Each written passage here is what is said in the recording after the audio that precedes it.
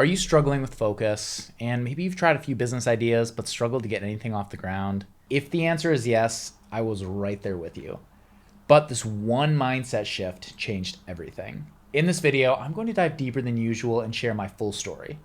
How I got started, why I do what I do, and how I ended up making tens of thousands of dollars in business over the last year. We'll cover a life-changing lesson that first started all the way back in high school, my experience going to university, and how I relearned this critical lesson in a totally new environment. Then, post-college, what I learned as a programmer and how I discovered entrepreneurship, my first few failed businesses, and my first real breakthrough, using AI to create and sell digital art on Etsy. Plus, how I built the automation I used to skip the line right to success. Then finally, the AI Art Sellers Collective, and how I'm applying the concepts in this video going forward. So that's the full roadmap. But to better understand how it all came together, let's go back in time a bit. Before I was thinking about business or any of that kind of stuff, I was a kid growing up in a village, and I loved gaming. Early on, I played some of the best story-driven games like Pokemon and Assassin's Creed, and I even built my first computer from scratch a few years later. But in high school, maybe it was because of what my friends did at the time or what the culture deemed as in, but I quickly moved away from those chill open world games into the more competitive games like StarCraft and League of Legends, where ranking meant everything. Towards the end of high school, I was no longer getting lost in these epic stories. I was grinding and banging my head against a wall, trying to move up from Platinum to Diamond League, one game after another. It was like 50% fun and 50% just plain work. And I remember there were a lot of heartbreaking moments. In fact, it was such a painstaking process that my brain decided to come up with this saying to keep me from quitting. Think in years, I would say to myself. And so I kept going. Today, I've put down gaming to focus on business and other aspects of life, but at the time, my grit paid off. And after playing these games for several years without quitting, as a little 14-year-old, I became an absolute menace and climbed higher and higher in those ranking systems. And this lifestyle lasted for several years all the way through high school. After I graduated, I went to university and studied computer science and business. With the change in my environment, I stopped playing games altogether and had the full-on college experience, with friends, partying, and learning more about the world around me. But just a few weeks into college, I started feeling a gap. Like something was missing. All the mental energy and focus I used to pour into gaming had nowhere to go. I didn't realize it at the time, but that space was very real. And almost by accident, I stumbled onto something totally new to fill it, and that was actually the gym. Just a couple of months before, I had graduated high school at 6 feet tall and 165 pounds.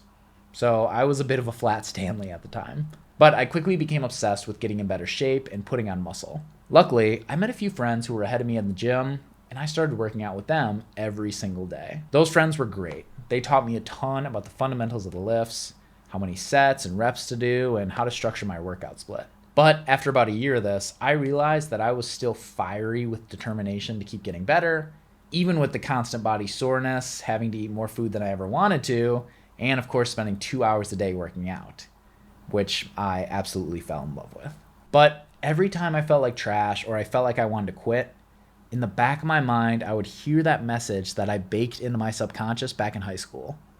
Think in years. And believe it or not, thinking in years actually allowed me to enjoy the process, especially when it sucked. But my final year of university, almost all my previous lifting partners had graduated and moved on, whereas I stuck around, finishing an extra year because I decided to double major in two completely different fields, computer science and business. Maybe not the smartest move, but hey, I was committed. During that last year, my victory lap, if you will, COVID hit and everything locked down. But somehow I got lucky and my region was one of the few where gyms stayed open. And that's when I decided to push even harder. Throughout my college career, I'd gone from a 165-pound flat Stanley back in high school to over 210 pounds. I had a ton of size, but during COVID, I decided to use that final year to cut down and get lean. I dialed in my training, cleaned up my diet, and by the end of the year, I was in the best shape of my life. Everything I had built over 4 years, but stripped of all the excess. From my first year at university to my last, it was a pretty wild transformation, built entirely on sweat, grit, love, and relentless consistency. Now, You might look at this part of the story as a journey of perseverance. Like I was incredibly dedicated and I was just built different or something. Like I didn't have an off switch. But here was the real secret. It wasn't some innate trait that I had. It was honestly just that same mantra that I'd come up with out of necessity a decade prior. Think in years. All of those years competitive gaming, queuing up over and over day after day, and climbing the ranking system, it rewired something in me. It taught me the power of consistency, of failing, adjusting, and trying again, and eventually getting good. So that brings me to my post-college life. I worked at 2 different software companies. Both were jobs, but they gave me extremely valuable lessons and opportunities that I'll always be thankful for. My first job out of college was a small startup led by an entrepreneur who had built the company from the ground up over the last 2 decades. This was my first real exposure to entrepreneurship. It was the first time I truly understood the difference between earning a paycheck and building something that could grow beyond you. There was risk, sure, but there was also ownership, freedom, and upside. That experience planted a seed. The idea that maybe I could create something of my own someday and build something bigger than myself. After 2 years there, I joined a much larger software company that was way more corporate and more structured. But this gig had a different upside. I worked fully remote. So in my spare time, it gave me the opportunity to start something new. At that point, I had no idea about anything business, straight up. I had an entire degree in business administration, but just knowing Porter's 5 forces felt absolutely useless trying to be an entrepreneur in the real world. In fact, I learned a lot more through social media and YouTube than anywhere else. And that's where I got exposed to the hundreds or maybe even thousands of entrepreneurs starting online, from home, and making thousands and thousands of dollars. Knowing nothing about anything, I decided I was done being a passive observer while everybody was out there building their dreams. So the first thing I ever tried was starting a business channel on TikTok, purely teaching about mindset and some of the things I picked up at university. It did okay, but it didn't feel like the right choice for me. So I shut it all down and moved on to something new. I saw a ton of creators building great companies with a different type of lean business model, drop shipping. So I thought about starting my own Amazon FBA business or even my own brand of sunglasses and shipping the products from my apartment. But before I could start, I discovered what seemed like a much simpler method: print on demand.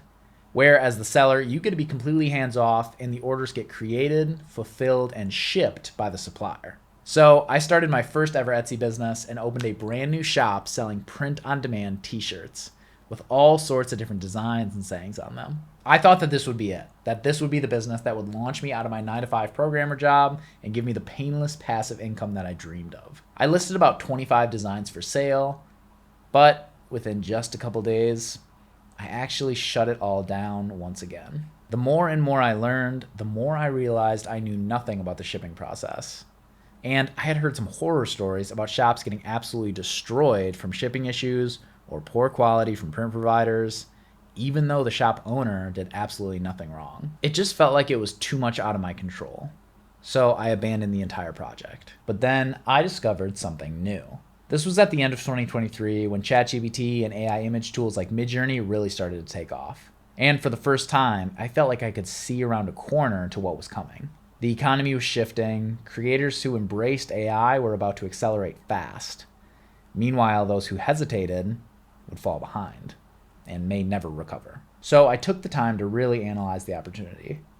I knew I was niche hopping and it just didn't sit right with me. I just wanted to find my business and give it everything I had, just like I had done in those previous seasons of life. So I did some research and analysis of the terrain on Etsy. I discovered North Prints, who had been selling digital art images for a few years at this point and had sold over $1 million worth of their files across the internet. This piqued my interest as this business seemed to have the true entrepreneurial spirit of starting my own brand, like with my print-on-demand idea, but without all that shipping headache. And the ability to leverage AI to generate my products automatically. Plus, something I didn't realize until later, with fully digital products, I could leverage my programming skills to automate the entire system. But we'll get back to that later. At this time, Antique White Art had been around for about a year and they had sold 33,000 digital listings.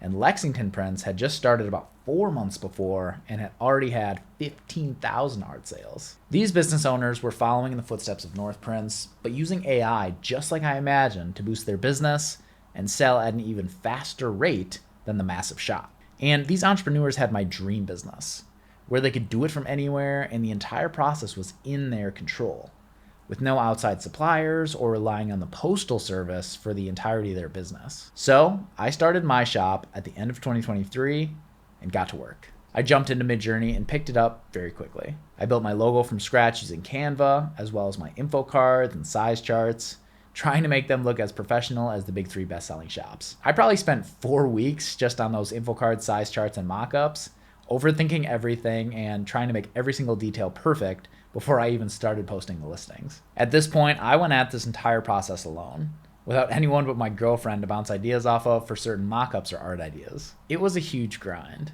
There was no instruction manual for how to sell AI art on Etsy. So I just stumbled my way through it for weeks to get things set up, and then several more weeks to get my first listings posted. I think I had around 300 listings posted in my shop after about a month or two, but since I didn't know what I was doing, it took a total of 3 months for me to get my very first sale. As much as it hurt for day after day to go by with nothing, I remembered that message that I kept repeating to myself from years before. What if it took a year before this business started making any real money? What if it was 2 years? But what if at that point, I ended up with more money than I knew what I could do with, and I could quit my job and focus entirely on being an entrepreneur? I decided that my impatience was just unrealistic expectations. Like somehow I made a contract with the universe that my success should happen right now, right here. And that was simply false. So I kept going. And if I was going to do this, I was going to stick with it and do it right.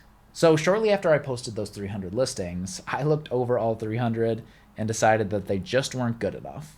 So I actually deleted all of them and remade them with Midjourney over the next few weeks. Fast forward through a lot more trials and failures, and then we get to the end of the year, where my shop didn't just start making some sales, it was consistently making anywhere from 10 to 80 sales every single day, finally bringing me in profit and starting to grow itself all on its own. Then fast forward to today, where I've completely shut off ads in the shop, and now every single sale is all profit.